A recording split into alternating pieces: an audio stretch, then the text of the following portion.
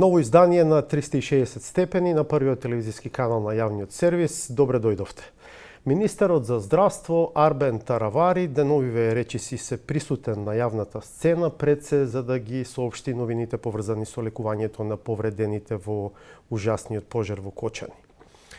Во последната недела пак Таравари е исто така актуелен и во другата улога на еден од лидерите на коалицијата Влен поради разликите што се појавиле за тоа како да се настапи на предстојните локални избори. Ова се поводите да го поканиме Таравари да ни биде соговорник во 360 степени. Господине Таравари, прво честит Рамазан Бајрам вам и на сите што го слават. Ви благодарам многу да стигнеме и на ваши празници да славиме заедно. Благодарам. Благодарам што ја прифативте поканата да бидете дел од 360 степени. Ќе зборуваме секако за случајот со Кочани, од политички, од здравствен аспект, но на почеток сакам малку за политика. По информациите во јавноста дека се појавиле разлики меѓу вас и другите лидери во коалицијата Влен за тоа како да се настапи на предстојните локални избори, може ли да ни кажете кои беа вашите барања поради кои очигледно заовреа страстите? Значи, Влен се формира пред парламентарните и председателски избори минатата година. Успеавме да направиме релативно добар резултат. Кога велам релативно 107.000 албански гласови, бидејќи немаше турска, бошњачка или ромска партија, туку 4 албански партии и тоа е добар резултат, дури многу подобар од ДУИ од 2020 година на парламентарни избори има 105.000, на парламентарни 2016 година ДУИ имаше 85.000. Кажувам ДУИ бидејќи тие беа дел од власта. И уназад до 2000, можеби ДУИ имала повеќе гласови од нас 2013 година или 14 на локални 153.000. Инаку секојаш била од 85 до некаде 105.000. Ние сега земавме како Влен 107.000. После конституирањето на владата, ние председателите што сме дел од Влен партиите седнавме. Јас уште тогаш им кажав дека добро би било на локалните избори да се оди со посебни листи. Значи единствен кандидат на Влен за градоначалник, меѓутоа листите да бидат посебни. Тогаш се надевавме можеби ќе има отворени листи за советници во општините.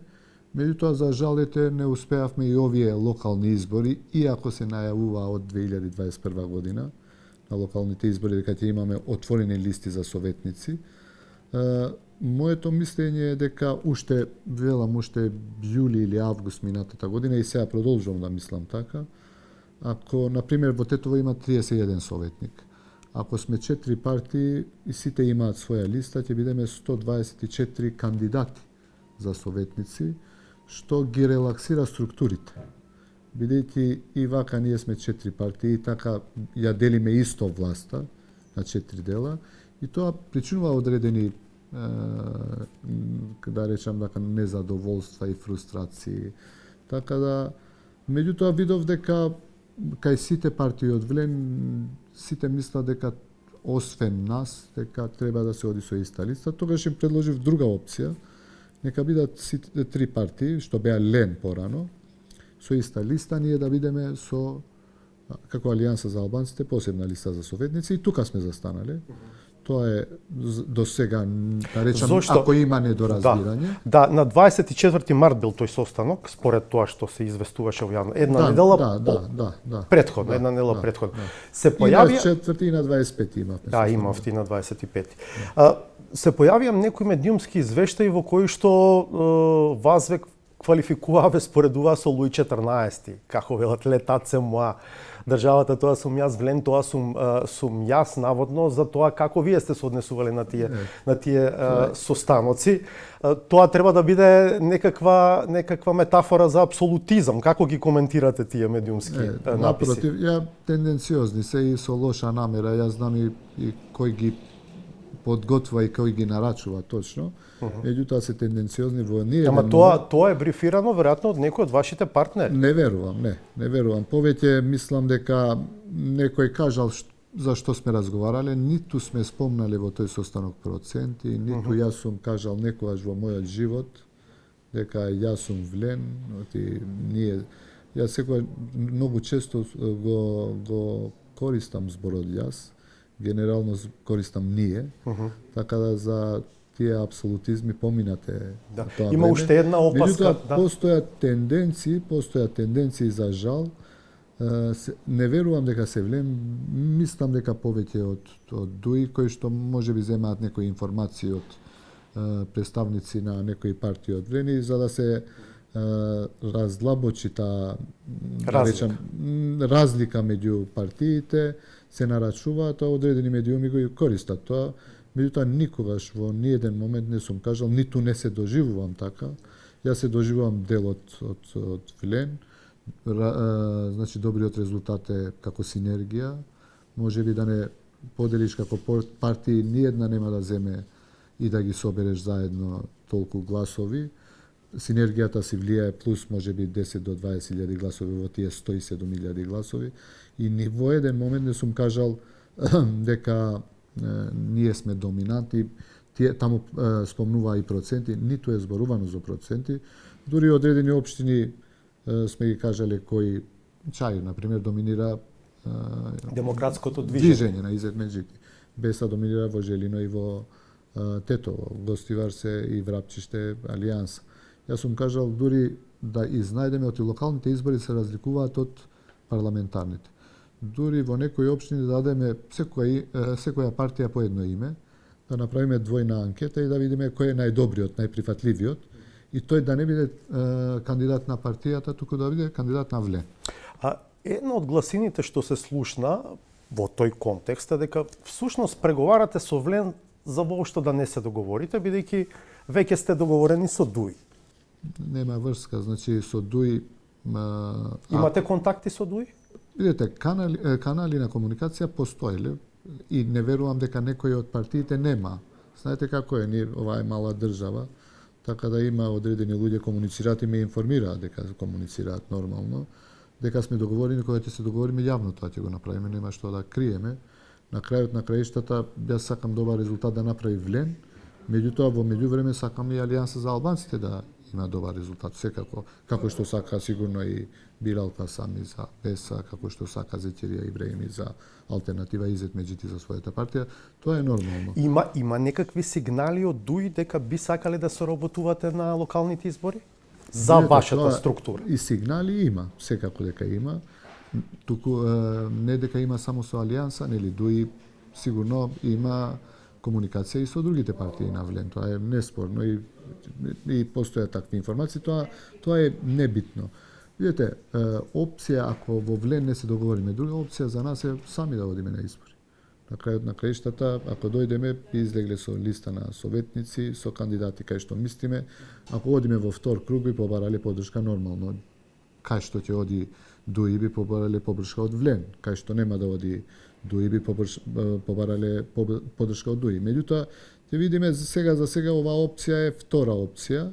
Можна, јас до крај сега ги пуштивме пратениците, тие се поусогласени, да седнат, да се договорат, тие направиле една драв верзија, ако успеат тоа, јас им кажав дека само донесете дека сте се договориле, јас сум прв што ќе гласам во... А што е верзијата? Па, видете, генерално се советничките листи и кандидатите, можните кандидати за општините.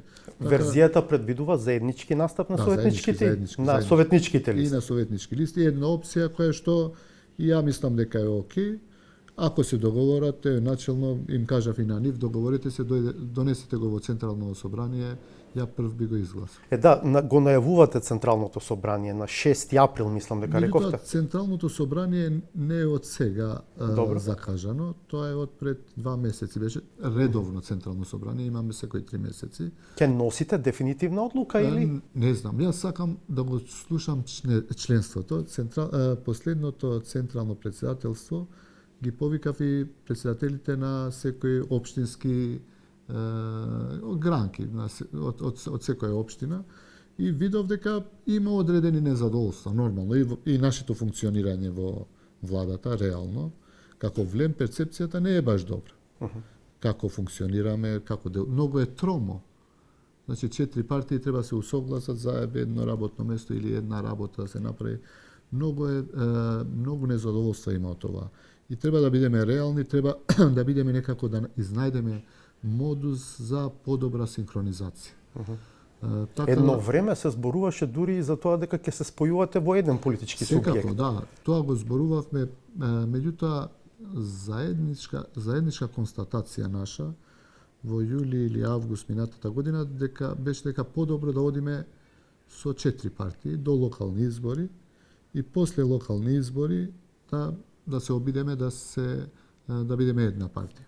Меѓутоа, тогаш, баш во тој состанок, ја кажав, доколку одиме со 4 партии, тогаш мислам дека баш на истиот состанок, кажав, тогаш и советничките листи, уште сега реков, добро би било да ги имаме секој за себе.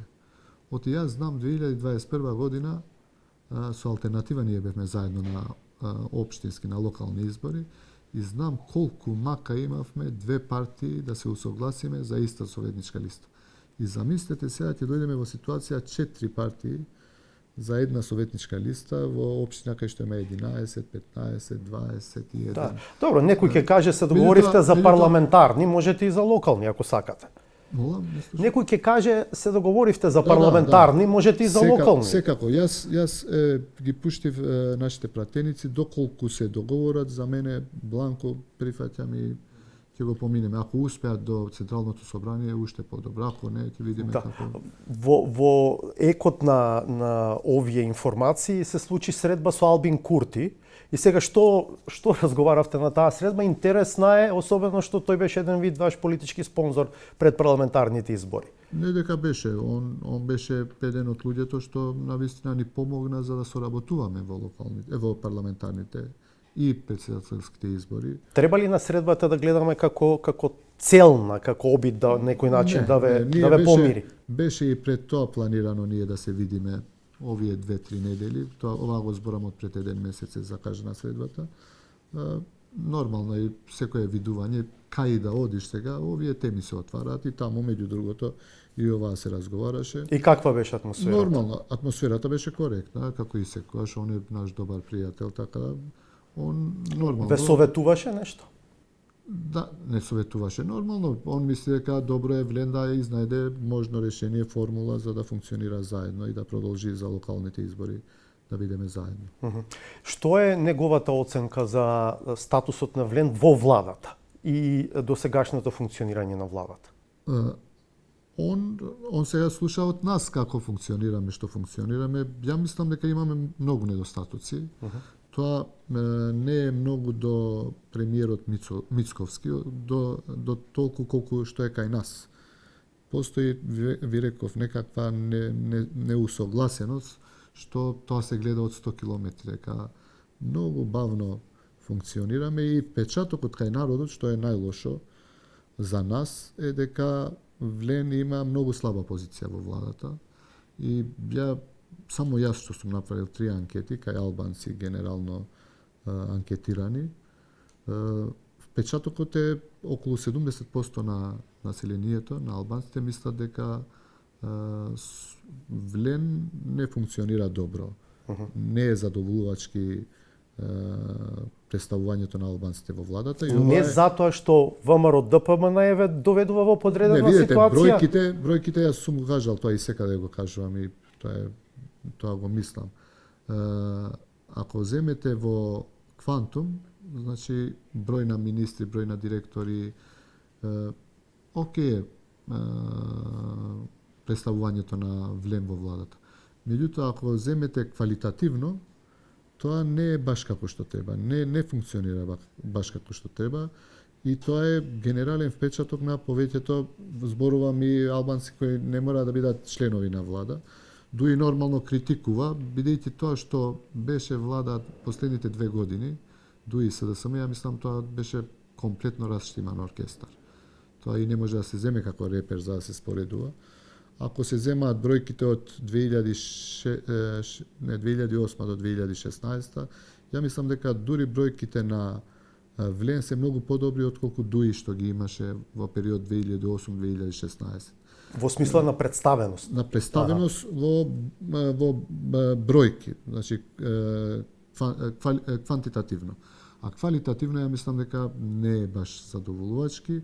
Повеќе велам поради нашата вина, бидејќи некако 4 партии, тоа е една партија некогаш има неусогласеност баш како што треба, замислите 4 Да, на оваа линија една од тезите е дека ова репозиционирање, да кажам, ајде или обица, критичко обсервирање на позицијата на Дуи, односно на Влен, се извинувам, во владата, го правите меѓу другото и по сугестија на премиерот на Албанија Еди Рама, наводно загрижен за статусот на Влен во владата и генерално за статусот на албанците во оваа земја. Има ли такво нешто?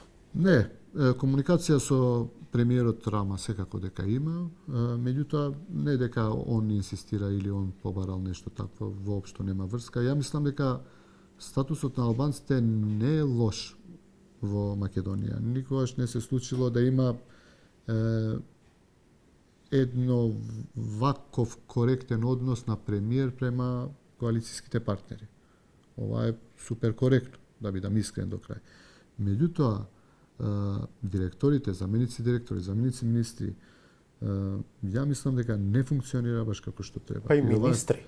Па има и некаде и министри, меѓутоа генерално пак да речам тој рапорт, тој однос со премиерот е сосема коректен. И ова секаде сум го кажал, од Приштина до Тирана и секаде кај што одам. Меѓутоа подолу нешто нас ни треба, на пример, се земам табели. Се ставаат по патишта од тројазични, двојазични и треба со медиуми ние да се занимаваме по 3 дена, 2 дена со пресконференции Дуи, Павлен, за работи кои што се навистина банални. Меѓутоа, за среќа, овој период немало ни монтирани случаеви, ни апсења по нарачка, ниту скандали, нешто кои што се излезени направени од представниците на владата. И во овој контекст ја мислам дека е окей функционирањето. Меѓутоа, подолу кога одиме, не мој впечаток, тоа е генерален впечаток дека не е баш како што треба, а може многу подобро да се тоа. Предпоставам дека ова го кажувате и пред другите лидери. Да, секаде. И како мислите дека може да се поправи оваа ситуација? Јавно го зборувам секаде. Значи, кај што ќе седнам, ова е моje мислење, лично мислење, може би грешам. Да. И во централно претседателство сум го кажал, мислам дека таа поделба дека мора да биде од оваа партија не е баш добра. Може би една партија, пример ќе земам, има директор за едно предпријатие, јавно предпријатие, кое што е по компетентност многу подобар од другата партија. И таа ригидна поделба меѓу нас во тие позиции, мислам дека направи штета и тоа се осеќа. Имаме одредени директори, не од другите партии, од Алијанса, почнувам од Алијанса, па и сите ние, што сме 4, кои што се практично нефункционални, сега не поради вина на ВМРО, поради тоа што тие не функционираат како што треба, не се компетентни за тоа. Ако ајде да го заокружуваме полеко овој дел од разговорот, ако треба сега да прогнозирате, што мислите како Влен ќе настапи на следните локални избори? Ја посакувам да изнајдеме формула за да излеземе заедно и се надевам дека ќе изнајдеме формула барем до локални избори. Нешто барем мојата интуиција збори дека одржливоста на Влен и после избори да биде една партија, мислам дека е скоро невозможна мисија. Може би грешам, времето ќе покаже. А кој ќе биде подобар, Дуи или Влен на локалните избори? Ја посакувам да биде Влен подобар на локалните избори. Но со оглед на критичката обсервација за тоа што го имате како резултат во владата, дали тоа им дава предност на Дуи? Јас ги гледам и анкетите што ги правиме нормално, кога ги правиме анкети за тоа колку се задоволни од Влен во владата, а напротив па задоволни се луѓето од владата. Меѓутоа од представањето на Влен во владата не се задоволни. Ова е индикативно. Тука се. Влен и Дуи имаше огромна разлика. Дуи беше многу понапред. Сега сме многу блиско едни до други. Ви велам, локални избори се специфични. требаат добри кандидатури, да не се фиксираме мора да биде од оваа партија и ако не е добар, тој да биде. Затоа и побарав за 5-6 општини, ајде да направиме анкети, да дадеме секоја партија по едно име, па кој е најприфатлив од населението, то него да го Ако пуштиме. Дуи ви понуди да настапите заедно, ќе ја разгледате таа иницијатива? Сега За за сега- алијанса зборувам. За сега, видете, тоа е тешко во членството да помине. Секаде сум го кажал, повторно можеби, ако некој политички војувал со Дуи, тоа е Алијанса за албанците. Сите други партии се некако деривати на Дуи, излезени од Дуи. Така да, ако нешто има што беше ДПА порано што беше сега, да не го злоупотреба тоа дека тој материјал, тие луѓе, повеќето генерално се во Алијанса за албанците. Иако една од опаските е дека формално сега вие немате ни партија ни печат. Конкретно Видете, јас Арбен имам, Таравари. во моментот ние ги имаме и печатите и партијата, меѓутоа ете, хипотетично утре апелацијски суд одлучува Зијадин Села да ги земе. Мене секогаш сум кажал, партија не е ни хартија, ниту печат, туку се луѓето, програмата и каузата на партијата. Така да, ете, утре ги земаат печатите по одлука на апелација. Повторно, 1000 подписи треба да се направи нова партија. Не ни треба ни еден полн ден, за еден ден тоа ќе го направиме. Околу статусот и на Влен и на албанците и меѓуетничката динамика во земјата во последните месеци. Уставен суд го укина балансерот и вие уште веднаш, а тоа беше некаде пред околу половина година, најавивте нов закон за соодветна и правична застапеност. До денес не сме виделе ни нацрт верзија на тој закон. Зошто? Се усогласуваат групите меѓу ЗНАМ, ВМРО и Влен заедно. Седна работат, веќе има дефинитивна верзија, кога ќе ја промовираат не знам. Меѓутоа, апсолутно дека требаше порано, пред околу некаде нова година, одма после нова година да се најави. Меѓутоа, секогаш имаше некои забелешки од некого, па повторно состаноци. Последниот состанок на работната група беше пред 4 дена. Ја прочитав последната верзија. Мислам дека разликите се ситни и повеќе политички, кај што треба да седнеме ние како Влени заедно со премиерот и да се договориме ако е таа последна верзија да излеземе и да ја пуштиме во собраниска процедура. Каков е вашиот став за најавеното произнесување на Уставниот суд за законот за јазици? Да подсетиме дека од Дуи велат само ако го чепнат, ќе видат ќе има криза. Не, јас се надевам дека нема да се чепне и не би требало да се чепне законот за јазици. До сега не е чепнат, иако Дуи правеше огромна галама за тоа. Меѓутоа, реално, тој закон исто како што важеше кога беше Дуи на власт, исто важи и сега и се употребува. Со ситни, можеби, институции кои што имаат одредени фрустрации никако да го употребат албанскиот јазик. Затоа постои инспекторат. Ја мислам дека од ВМРО немало некакви пречки во употреба на албанскиот јазик. Тие се коректни во однос на законот и се надевам дека во Уставниот суд веќе не можеме да се мешаме, тоа не зависи од нас, тоа е да речам власт за себе, но се надевам да не се чепне употребата на албанскиот јазик. Гледате потенцијал Дуи на вистина да предизвика криза во пресрет на локалните избори? Не, воопшто. Не мислам дека може да предизвикува криза. Мене единствено нешто што Дуи поентира на наши, да речам, слабости што не сме баш организирани како, да речам, од информативен аспект, од успесите што ќе се направат, не ги пријавуваме, односно не ги јавуваме добро низ медиуми. Кои се според вас најголемите достигнувања на оваа влада? Еве, низ призмата на Влен, на интересот на Влен, да речеме во овие 9 месеци изминати. Па има повеќе успеси. Првата што е најдопирлива за луѓето е инвестиции во општините. Нема општини по цела Македонија, па и кај што живеат албанци во Западна Македонија, кај што нема над 20-30 проекти. Сите општини, без исклучок. И тоа е што е опипливо за граѓаните. Пензиите, платите, инвестиции во здравството, позитивна листа на лекови, одредени проекти кои што се подготвуваат и треба да се реализираат низ различни министерства и се работи. Коридорот 8 кој што е многу битен посебно за тој дел од Македонија. Одредени железнички патишта кои што се планираат. Видите, на луѓето тоа им треба.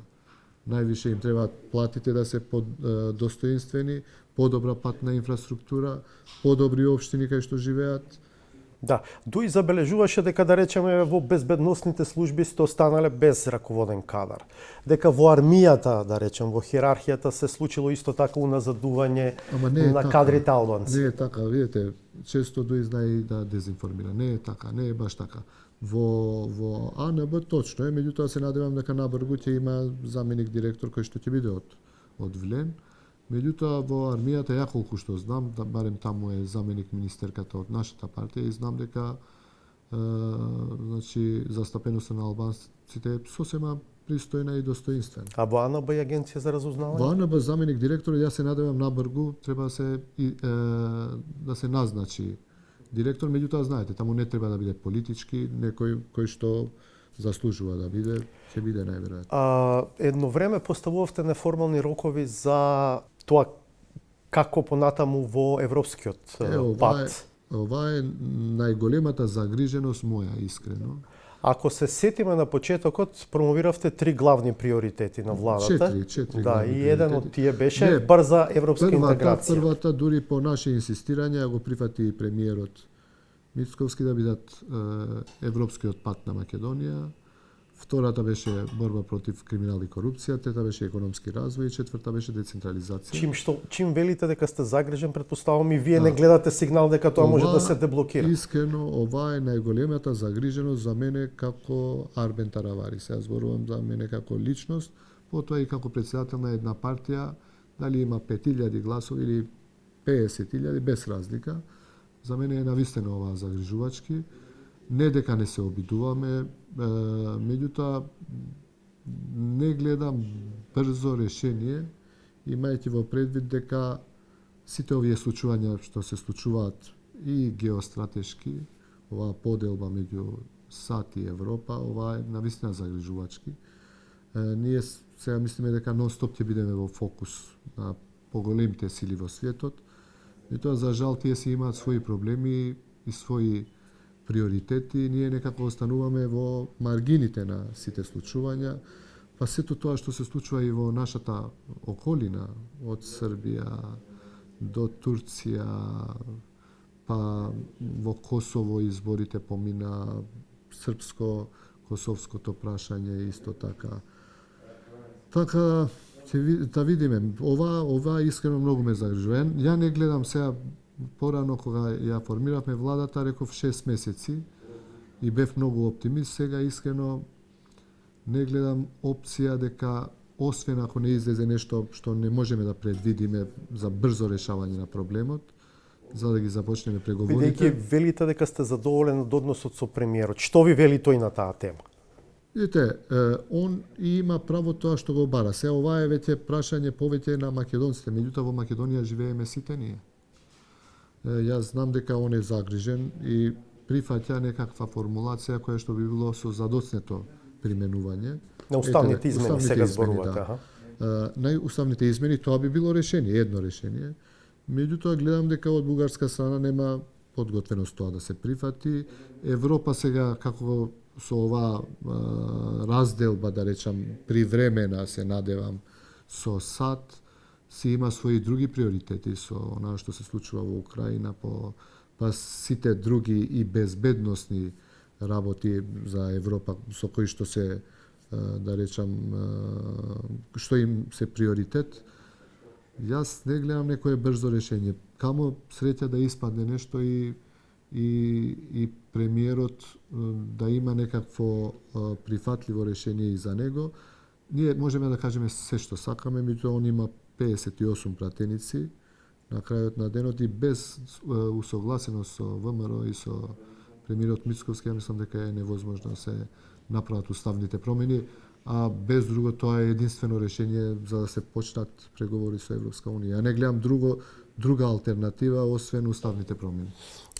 Пред да одам на следното прашање, дали според вас е опција на локални да има и парламентарни избори? Не би била опција бидејќи има стабилно мнозинство, скоро двотротинско дури мнозинство. Меѓутоа во Македонија се е можно, иако не очекувам реално да има локални парламентарни, а плюс и да има, тоа е преголемо оптоварување и за политичките партии, и за народот, и за сите. Меѓутоа, да оставиме на времето да видиме, повторно највише тоа ќе зависи од ВМРО ДПМН, бидејќи 61 пратеник треба за да се распушти собранието и да се оди на избори, иако лично ако ме прашувате интуитивно, ја мислам дека не. Да. Добро, пред Кочани само уште една тема. Што се случи, зошто се откажавте од давањето под јавно-приватно партнерство на паркингот на клинички центар на фирмата од Албанија Gjoka Construction, мислам дека се вика. Gjoka Construction беше. Физибилитетот од кога го видов, значи ја немав точни информации, видов физибилитетот, видов дека има одредени пропусти, а физибилитетот е направен 2022 година. Последните измени, иако основата е од претходната влада на ВМРО ДПМН. Можда има. Ја кога го видов тоа дека практично тоа за Министерството ќе беше лоша реклама и да им оставам на луѓето да зборуваат за тоа, за ова. Пред се мислите на 1% кој што ќе ги добиваше државата од приходите? Тоа ми беше главната причина. Ги прашав експертите колку е реално, ми кажаа дека 4 до 5%. Реков, ова не оти, не поминува. Ја немав точна информација за тоа, дека сигурно е така. Реков, одиме нов физибилитет направите, па потоа ќе објавиме. Така. Сепак, значи, сега ќе одите на нова физибилити студија, па... Видете, обавезно или друга опција, втора и трета опција што размислуваме, едно општи јавни служби што се во клинички центар, или понатаму клинички центар да земе кредит некаде, да инвестира, да го направи сам и да профитира од тоа. Или друга опција, го викнав ја директорот на јавни паркинзи во Скопје, прво најави дека ќе дојде, за да се видиме со него, да му понудам, евентуално, јавно-приватно партнерство со нив. И потоа, после 15-20 минути, се јавиле дека бил на службено патување и не дојде. Мислите дека е поради разликите со администрацијата во Скопје? Најверојатно е, повторно ќе се обидам, повторно ќе го повикам, меѓутоа не сакам нешто да ни остане како белег за лошо работење за еден проект, еве ова имало некаков интерес подобро, да направиме нов. Која донесе одлуката да се стопира, вие или премиерот? Јас апсолутно, дури на премиерот после му кажа, нема да го потпишам, ова е готово, иако и тој мислеше дека поред.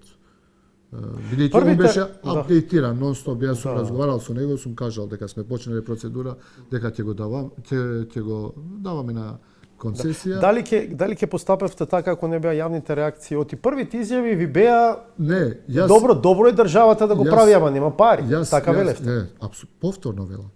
Повторно велам, ако имаме можност, прво ние би го правиле тоа, дека треба на клинички паркинг плюс 600 паркинг места, апсолутно треба. А мислите ли дека реакциите беа пред се затоа што стануваше збор за фирма од Албанија? Имаше, ја мислам 50%, имаше одредени центри кои што зошто е албанец, што беше мислам ненормално. И имаше одредени луѓе кои што беа критични дека не е добро договорот да се направи со таков процент и јас видов дека од тоа ќе се развие тема со која што треба да се занимавам една година, подобро реков, раскинуваме, правиме нов физибилитет и другите опции ги разгледуваме во меѓувреме. Меѓутоа дека ќе останеме без нови паркинг места и со нови нервози кога влегувате во клинички центар, за жал ќе останеме, меѓутоа нека задоцни подобро една година, меѓутоа нека биде најдоброто што е можно за Министерство. Околу Кочани, пред да ве прашам за новиот здравствен билтен, според вас како се одвива истрагата сега како политичар од Таравари? Што е вашиот впечаток? Мојот впечаток е дека како никогаш до сега државата е ангажирана да реши еден проблем, една трагедија, мада за жал често и ова сум го зборувал, сите соседни држави се слични по функционирање во администрација како и Македонија. Сите соседи. без исклучок. Во смисла на Добивање на неорганизираност, некаква корупција. дозвола, добивање на некаков потпис преку пријател, преку ручек еден, преку... Не е само во Македонија така. Ви гарантирам дека секаде ги знаеме околните држави и никаде не се случува освен во Македонија за 5 години 4 трагедии, изгубени над 100 човечки животи. И никако И да никако- се ресетираме. Никако, и тоа е жалостно. Видете, беше Ласкарце, беше Беса Транс, беше модуларна во Тето. И таму имате околу 45 и 30, 75, 80 жртви. Ни еден уапсен. Никаква реакција. Иако почнуваа процедури и никогаш не завршуваа. И сега барем има нешто народот да осети дека државата на вистина институциите прават нешто за расветлување. на Има и дилеми, да речеме, зошто не се опфатени актуелни директори на Државниот пазарен инспекторат, Јас- на Дирекцијата за заштита и спасување, каде што е ваш кадар од Влен, не е од Без разлика вашата од Влен. партија, од Без разлика од Демократско Влен. движење. Ние треба објективно овој случај да се реши за да почнеме да ја вратиме довербата на луѓето во институциите на систем. Ова е многу важно. Дека има ефектуирање и уапсени колку? Над 30 уапсени. Тие се притворени и се надевам дека ќе има правична, значи судска процедура, кај што ќе се осудат тие што се криви, ќе бидат пуштени тие што навистина не се криви во цела оваа трагедија. Ајде да видиме првите реакции и барем со луѓето што зборам, барем се кажува дека нешто вие правите. Другите остава само да почне процедурата и никогаш да не заврши. Нема да ве прашувам за лидерска средба, го чувме вашиот став, гледаме дека премиерот не ја отфрли на прва таа идеја, ќе видиме деновиве како ќе се развива. Сето тоа ќе поддржите ли формирање анкетна комисија во собранието за овој случај? Видите, начелно не е лошо да се формира анкетна комисија, иако мислам дека институциите на државата добро функционираат досега. Меѓутоа, доколку треба, ја начелно не сум против да се формира и анкетна комисија која што ќе ги следи сите овие процеси. Дуи бара да биде под меѓународен мониторинг тоа. Никогаш не сме биле против да има меѓународен мониторинг, меѓутоа, ако функционираат институциите државни, зошто бараме меѓународна, меѓутоа, и ако дојде меѓународен мониторинг, ништо лошо во тоа. Меѓутоа, од сегашното искуство, барем со Беса Транс и не со Беса, со модуларната имаше од Словенија или не знам од каде, бара и за одредени монтирани случаеви, никогаш не се решија. И таму кај што имаше меѓународни експерти, тие експерти ќе дојдат, ќе дадат свое мислење повторно, институциите во државата треба да постапуваат. Да, не е тоа толку едноставно од аспект на правниот систем на оваа земја, бидејќи така се поставени работите. Кој е најновиот здравствен биланс во однос на повредените во пожарот во Кочани? Па за среќа, денеска се лекуваат надвор од државата само 83 пациенти од 116 што беа. Над 100 пациенти веќе се лекуваат дома, од тие што беа третирани во државата и надвор од државата.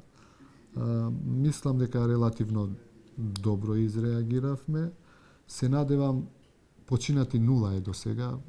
Секогаш велам, не сакам да се урочиме, оти имаме 4-5 кои што се доста во многу критична состојба и посериозни други пациенти кои што во секој момент може да им се влоши состојбата. Меѓутоа, првите 15 дена, за среќа, сме со нула починати од тие што преживеа случката во трагедијата во Кочани. Често се спомнува дискотеката во Букурешт, во Романија, кога починале 27 во некоја дискотека, во пожар во некоја дискотека, и после тоа во првите 15 дена починале уште 37 плюс 37. До сега нашите бројки се многу добри и се надојам и посакувам, ако завршиме со бројка 0 починати, навистина треба да влеземе во Гинисова книга на рекорди. 83 велите се останати надвор, паднали вкупната бројка под 100 во моментот на оние што се во болница? Во болница генерално се не генерално, во сите болници 83 плюс 15 се 98. Значи под 100. под 100 се. Под 100. И се надевам утре повторно ќе има нови исписи, повторно ќе има пациенти кои што ќе се враќаат, утре се најавени 6 враќања, по протоколи се, значи 3 дена пред да се вратат пациентите, се пополнуваат протоколите во државите кај што се лекуваат. Најверојатно ќе ни останат 30-40 потешки пациенти кои што ќе ги лекуваме во Македонија. Донесовте ли одлука? Споменувавте бивши ковид центар во градската општа болница и центарот за рехабилитација. Така останува. Иако имаме на двете места мислите дека? На двете места. Некои ќе имаат повеќе потреба за физикален третман. Тоа ќе биде во Козле болницата. 8 септември ќе биде иден центар, се надевам, за изгореници, иако немаме одлука на влада, меѓутоа како комисија, како кризен штаб на Министерството за здравство, таму кај што беше ковид центарот, можеме тоа да го преадаптираме и да се третираат пациенти. Нормално ќе ни треба само кадар да вработиме таму, да го подготвиме кадарот со повеќе доктори кои што се подготвени од надвор од државата, да доаѓаат да го споделат своето искуство. Да проверам некои информации. Има луѓе со ампутирани екстремитети? За сега нема, меѓутоа има шанси кај одредени пациенти да има ампутирање на прсти. Меѓутоа на екстремитети нема се уште. А има ли со загубен вид? За сега немам таква информација. Генерално тие пациенти што се интубирани и нема комуникација со нив, е невозможна и не можеме да констатираме. Меѓутоа тие што се разбудени, екстубирани, се префрлени во одели, немаме до сега барем пристигнато некој дека воопшто не гледа. Во еден скорошен јавен настап, зборувајќи за приоритетите во вашиот ресор во следниот период, спомнувате набавка на нови амбулантни возила. Како планирате да изведете таа операција? Ние и пред да се случи трагедијата во Кочани, имавме во програмата купување на 100 нови возила, амбулантски возила за целата држава. Последните амбулантски возила во Македонија се купени 2014 година и од тогаш 11 години воопшто. Со пари на државата, инаку донации имало. Донации секако дека имало, во секоја болница некој донирал, меѓутоа тоа не е решение. Нас ни требаат барем за во Скопје повеќе возила, кои што ќе бидат опремени со респиратори и со сите пропратни медицински опреми, да речам, внатре во комбињата, да бидат набавени и да имаме кои што ќе им служат на граѓаните. Сега со Кочани ова ви се наметна како проблем? Секако, ние имавме неколку возила, меѓутоа повторно ги користевме неколку возила на приватните болници во Македонија, на кои што би сакал да им се заблагодарам за помошта кога ни требаше за транспорт на одредени пациенти, иако неколку имавме и државни, меѓутоа тие се веќе амортизирани и се надевам дека како влада ќе донесеме одлука за да започне процедурата, бидејќи и сега да нарачаме возила, минимум ни треба по фабриките, по нарачка како што ќе бараме, да ги уредат минимум 6 месеци. Имаше еден обид за набавка во мандатот на Фатмир Меджити, 22 амбулантни возила, ама исплива и сомнежи за можно местење на тендерот. Па сега ќе веројатно будно ќе следиме дали процесот ќе биде транспарентен и дали ќе овозможите поголема конкуренција. Јас дури би дал владата да ги набавува, не мора ние да ги набавуваме, само да има 100 возила, барем до идната година во Македонија да има 100 возила. Господин Фатмир Меджити, да ве прашам, има информација дека тој има многу ингеренции од вас и дека во ресорот здравство функционира малта некако оперативен министер, дека е многу активен и влијателен таму. Не, он ми е другар, е директор на клиниката за неврологија, инаку во министерството се случува да не доаѓа или да доаѓа еднаш неделно или еднаш на 2 недели. Така може да се збори се што, меѓутоа ова е вистината. Во текли сте со преговорите со, ќе го цитирам, премиерот, моќна европска држава за можни инвестиции, тој зборува за повеќе милиарди евра во инфраструктурата и здравството. Да, во тек сме нормално со премиерот, ги започнавме тие преговори некаде пред Нова година. Може да потврди дека станува збор за Велика Британија? Па се две држави кои што се заинтересирани. Меѓу едното е Велика Британија, која што е заинтересирана за изградба. Јас знам за болничкиот дел. За што станува збор? Клинички центар? Не, станува збор за клиничката болница во Штип, и универзитетот и општата болница во Кичево во здравството. Во тие две да инвестираат. Во тие да ги изградиме и да ги завршиме тие болници и најверојатно има инфраструктурни проекти за кои што не знам во детали точно. И какви ви се информациите? Тоа оди во насока на финален договор? Ние добивме понуда, имаше две држави кои што беа подготвени да соработуваат и да ни помогнат во изградата на болницата. Имаме понуди од двете држави. Двете се држави на Европска унија. А што би бил за нив бенефитот? За инвеститорите? Видете, бенефит сигурно имаат нешто и тие што добиваат, меѓутоа ние сега можност да изградиме болници во буџетот немаме. Ни треба одеден кредит која што ќе биде со ниска камата, која што ќе биде на долгорочно плаќање, така да ќе видиме, треба уште да се преговара, да се седне, да се види и да се донесе одлука. А зошто идејата за изградба на нов клинички центар за сега е адакта? И тоа е едно од плановите, меѓутоа не оваа година, не 2025 година, 2026 година може да разгледаме. Видете, ако земеме сите проекти и ги инвестираме само во здравството, а доста веќе се работи, значи 8 септември знаете, тоа се хируршки сали, во државна болница хируршки сали, Карил во државна болница, повеќе проекти кои што се низ клиниките и болниците. Видете, тоа се милиони евра. А буџетот толку ни е ограничен, не можеш само во здравството да инвестираме. Кога не би имале други работи за инвестирање, тогаш и ќе инвестираме. Ке ви успели за почеток да го обедините клинички центар? Секако дека да, во процедура сме на подготвување на целата документација. Ја би сакал прво да почнеме со хируршки клиники, обединување. Јас процедурата ќе завршам сигурно до некаде средина на мај. Ќе ја предложам во влада, барем хируршките клиники да бидат из една целина, потоа интернистичките една целина и потоа да се спојат сите во еден клинички центар. Јас кажав дека би сакал почеток на 2026 година во Скопје да имаме еден обединет клинички центар. Благодарам за овој разговор. Благодарам за можност. До крај почитување одгледајте и новата саботажа. Пријатно до четврток во 20:15.